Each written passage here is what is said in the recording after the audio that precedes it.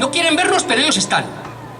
14.000 lobbies empresariales pululan en Bruselas para condicionar las decisiones del Parlamento Europeo. Y la idea es, ¿para cuándo un lobby popular? Pues habrá que empezar a hacerlo. Ahora, y enseguida sale el acordeonista, que no tiene un pelo de tonto, bueno, es decir, y dice, ¿para qué si ustedes no van a conseguir nada? Si ustedes lo que van a conseguir es un diputado y ahí no pinta nada. Pues mire usted, las últimas encuestas en Grecia están diciendo que Syriza está subiendo, pero enteros muchísimos.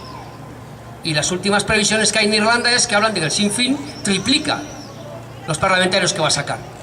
Pues nosotros también queremos estar ahí, para ser también otra parte del componente de esa izquierda que quiere una Europa nueva, una Europa de los trabajadores.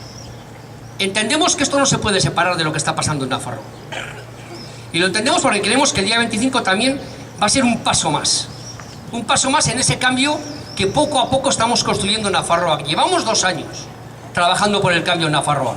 2 años para intentar que UPN y la derecha navarra, el régimen de Navarra, como bien decía antes, miren, que ha estado gobernando durante los últimos 30 años, pase a la oposición. Mociones de censura, movilizaciones a favor de la sanidad pública, de la educación, contra la corrupción del gobierno, un montón de cuestiones, cientos de movilizaciones en el que habéis participado todos vosotros y vosotras, y desde luego muy importantes, porque sí que es verdad que no hemos logrado cerrar el círculo de que pase UPN a la oposición, pero sí que es cierto que lo hemos debilitado hasta un extremo bastante importante.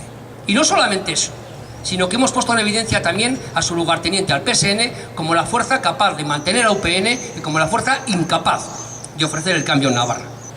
Es darle en todos los morros al régimen del que nos hablaba antes, miren. Es darle en el morro a ese régimen que ha gobernado durante los últimos 30 años y que nos plantea hoy, como nos ha dicho también bien miren, un homenaje a un regimiento que el único honor que tiene es, en la guerra, en Asturias, haber violado a un montón de enfermeras y después haberlas fusilado. Haber pasado a bayoneta, ni siquiera con el tiro de gracia, a bayoneta, ese era el horror de la guerra, a bayoneta, a milicianos, prisioneros y desarmados.